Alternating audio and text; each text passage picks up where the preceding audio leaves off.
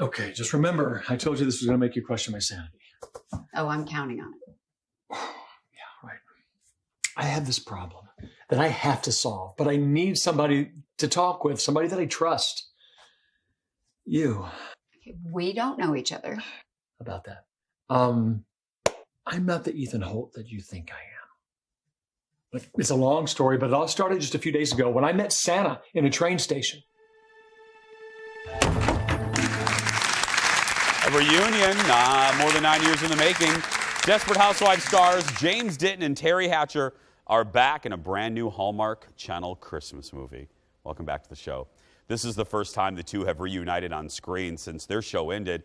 I got a chance to talk to them both about returning to TV, the new movie, and why Teri was naked the first time they met on set. Look at this. So I was wondering, you guys, in the dressing room, I was like, I wonder, as good of an actor as actors as you both are, does the spirit of Mike and Susan sometimes inhabit you? Like, you know, you guys had a rhythm together for 8 seasons.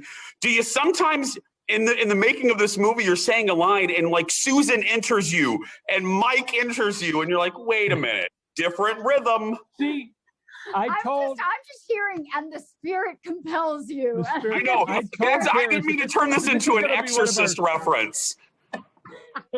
I told Teri that Jason's going to be our best interview because he's going to get right to it. And that happened. She's a better actor. It didn't happen to her, but I did. I fought like Mike Delfino because I was so used to an energy when I act with Teri and this comfort level and the chemistry. And I really had to fight going back to that same guy because this character is very different. Come on, Jay. Great job. You're being very humble. You're a great actor too. Teri, let me tell the folks, you know, the general line for folks that don't know the premise of this. Tell us the through line of the movie. Okay. Even though he's the producer. She's better at this. Okay, I'll do it. All right. So basically, it's a little bit of It's a Wonderful Life. You've got a guy who is dissatisfied with his life, and he makes a wish that he wishes things would be different, and Santa magically makes that happen, and so he ends up in this alternative world, and very quickly realizes it's not what he thought it was going to be, and needs to get back to his real life, and he has to enlist my help in that alternative world. Where she hates me. Where I don't like him. I'm his adversary. He has to convince me to help him. And ultimately, that's most of the movie is spent there into the end of whether he gets back to his family or not, which I won't tell you. And that was one of the tricks from my side of it as being a producer, was finding an actress who could play 2 roles that I was that comfortable with. And so I knew if we could get Teri, we had a movie. And I told him, I said, if we don't get Teri, we're going to do something else. So when she said yes, I was thrilled because she plays 2 very different characters. Yeah. Well, was that fun? I mean, I was just going to ask because as Teri said, for folks that don't know, James is he's the boss. He's the executive producer. You had Teri in mind. So Teri, was it fun doing these two characters? Because I mean, unless you did it somewhere else, I don't think you've ever played 2 characters in one project. Was that a fun challenge for you? Oh, it was. I mean, but I don't know if I really thought about that. I mean, it's sweet of you to kind of make that delineate. I guess it's when I did look at some of the dailies and when I was seeing some of the movie come together, it is true. There really are kind of 2 different versions of this character. I'm counting on it. And I do love both. One is just that very heartfelt mom, and then one is this very aggressive and strong woman who's going to do the right thing. And it was fun to play both. One is more glamorous, one is more played down. It was fun, but it was all part of the story. Like, I don't think about myself individually. It's kind of about how does it feed the piece, and how do we make the whole story come together? And that to me is really the magic of being a part of a movie like this, is how do you make the whole story come together? James, we have under a minute left. I'm going to give you the last one. Take us to the first day on the set. Desperate ended in 2012. Teri walks onto the set. The first day, take us there. What was that like? Okay, I'm going to let her tell you about when we first saw each other for the first time since I was a ghost in her yard. Yeah. Okay, so the first time we saw each other was actually in wardrobe. I had a mask on. And that was about it. And that was about it.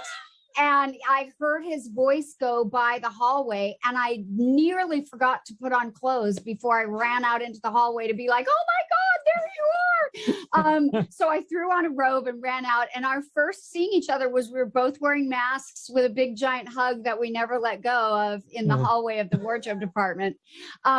Yeah. So much like I left her naked in the bushes, I found her 10 years later. James, I was just gonna say it's like serendipity. You got Teri was basically naked in a bush at Desperate Housewives, and now you're we standing. love her. Yeah.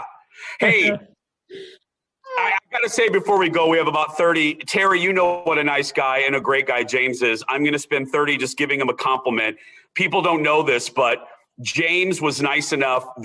My show's been on for 7 years, and Fox wanted to do a pilot.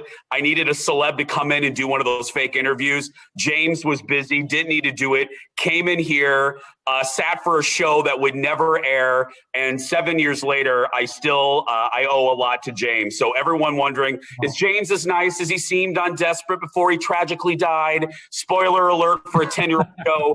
Yes, he's that nice. So thank you, buddy. And by the way, I totally agree. And that's why when that person calls you to say, be in my movie, your answer is yes. Well, that's very sweet. But there's a reason you've been on for 7 years. So keep doing it. Congratulations. Thank you, buddy. Thanks, guys. Thanks. Bye. Bye, Happy Jace. holidays. Yeah, it's the truth.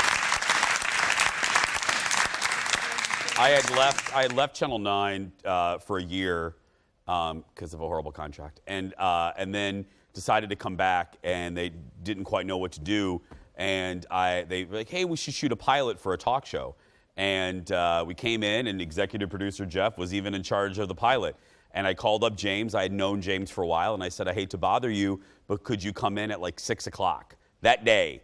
And he did it, and then it was because of him and that we're sitting here right now. So thank you, James. He's a good guy. A Kiss Before Christmas airs Sunday night at 7 on Hallmark Channel. Yeah, it's going to be good. And don't they look good? Oh my goodness, they have not aged a bit. And James a little bit, but in a great. Oh, anyway, Teri, I love them. They were so nice. We're going to take a break. We'll be back right after this. Back in a moment, everyone.